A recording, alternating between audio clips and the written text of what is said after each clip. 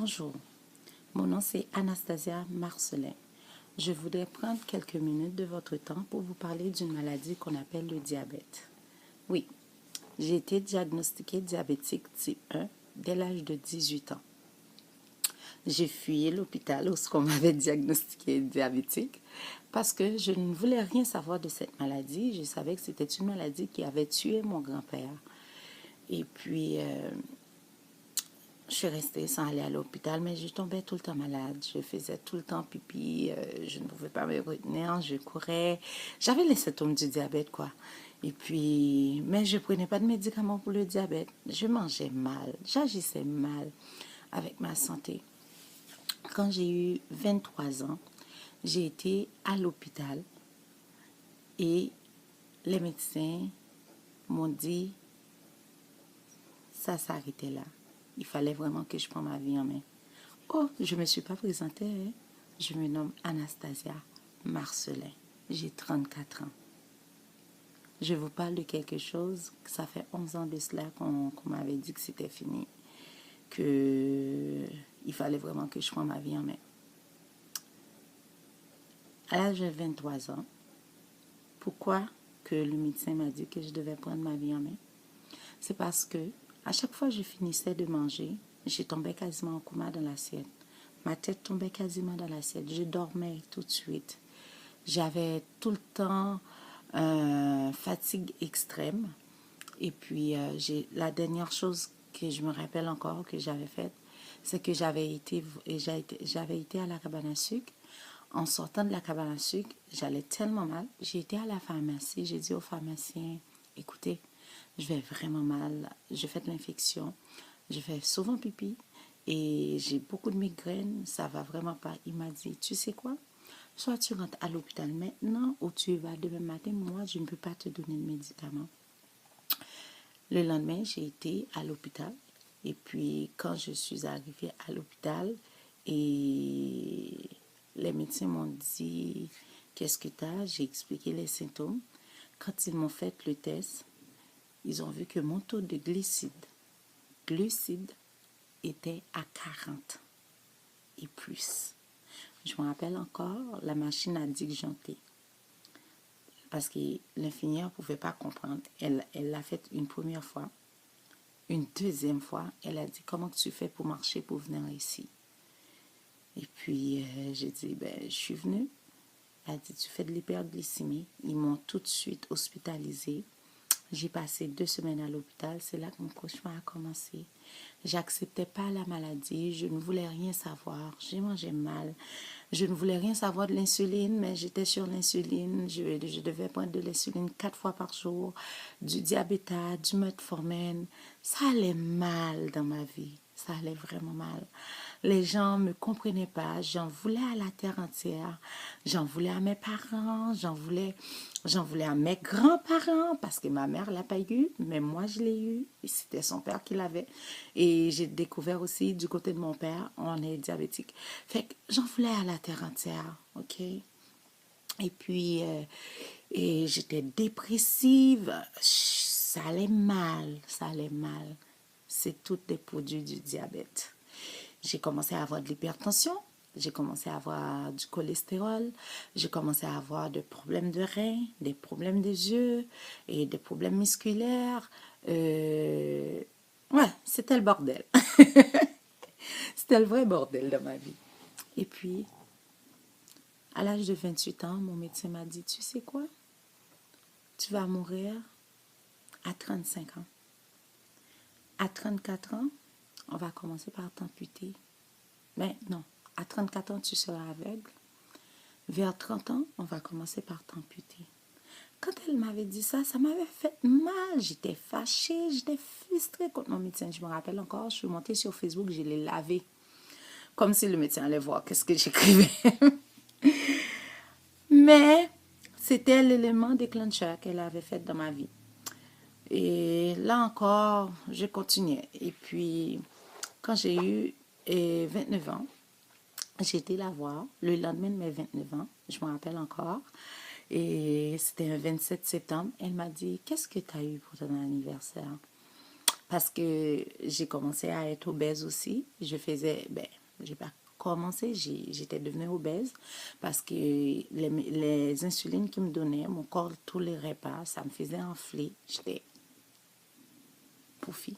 J'ai toutes les photos si vous voulez aller les voir. Et puis là, qu'est-ce qu'elle a fait? Et elle m'a dit, qu'est-ce qu'on t'a donné pour ton anniversaire? J'ai dit, ben, j'ai pas eu grand-chose. Elle a dit, moi, je vais te donner un cadeau. Elle m'a donné un papier pour aller faire un bypass gastrique. Je devais aller aller mettre une broche dans mon estomac. Là, j'étais comme, oh, merci beaucoup, parce que je voulais perdre du poids vraiment. Et puis, quand je suis arrivée chez nous, j'ai appelé l'hôpital, et ils m'ont donné mon rendez-vous. J'ai été voir la clinique et le chirurgien m'a dit, écoute, je vais pas te faire une bypass gastrique avec une broche, je vais te reconstituer quasiment ton intestin parce que tu as vraiment des problèmes d'intestin. J'étais toute contente et puis je suis rentrée chez moi, c'était en décembre. Et puis quelques jours plus tard, il y avait une jeune fille qui était diabétique aussi, elle était jeune comme moi, elle est morte. Elle a eu une crise cardiaque et était morte. Ça avait fait un grand impact dans ma vie. C'est là que je me suis vraiment réveillée. Là, j'ai dit, je vais arrêter l'insuline. Parce que l'insuline, je ne le tolère pas. J'ai arrêté. J'ai commencé à prendre des médicaments naturels. J'ai commencé à bouillir des thés, bouillir pour faire boire des thés, boire beaucoup de thé. Et puis, j'ai été en vacances en février. Le médecin m'a appelé pour venir faire mon opération. Et puis, je suis rentrée en mars en salle d'opération. On m'a fait mon opération. Depuis lors, j'ai repris ma vie en main. J'ai vraiment repris ma vie en main. J'ai fait 6 heures de sport par jour. J'étais obsédée par le sport. Je faisais vraiment 6 heures de sport par jour, 3 heures le matin, 3 heures le soir. Je mangeais quasiment pas. J'étais obsédée. Je buvais de l'eau. Je faisais du sport. Et laissez-moi vous dire, aujourd'hui, selon la science, je suis guérie. Mais moi, personnellement, j'ai mis dans ma tête, j'ai encore le diabète, juste pour ne pas me laisser aller. Et puis, j'ai complètement changé ma vie. J'ai changé les personnes autour de moi. Je ne prends plus de stress comme avant. Je suis partie en appartement où je cuisine toute seule. Fait que ma nourriture n'a pas de gras en tant que tel. J'ai coupé le sel. J'ai coupé tout ce qui était néfaste pour ma santé. Je mange beaucoup de fruits, beaucoup de légumes. Je mange peu de riz. Je mange vraiment mieux maintenant. Et j'ai repris ma vie back en main.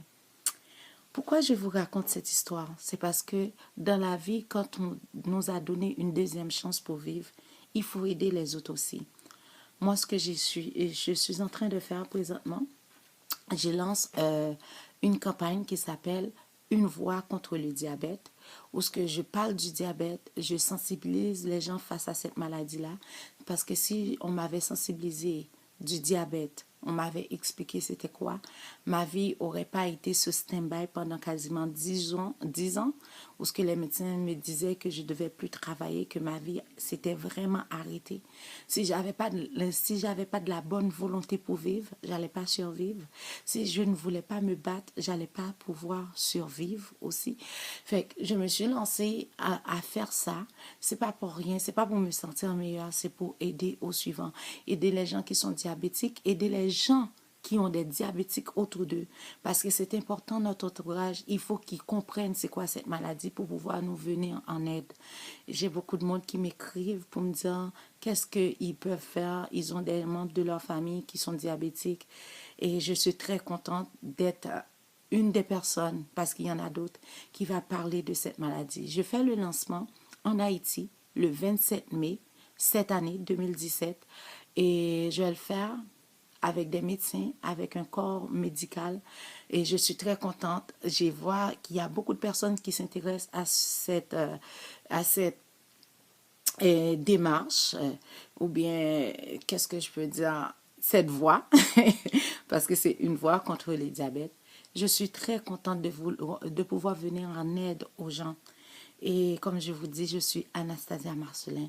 Suivez-nous sur Facebook. La page Facebook, c'est Élégance Beauté Fierté.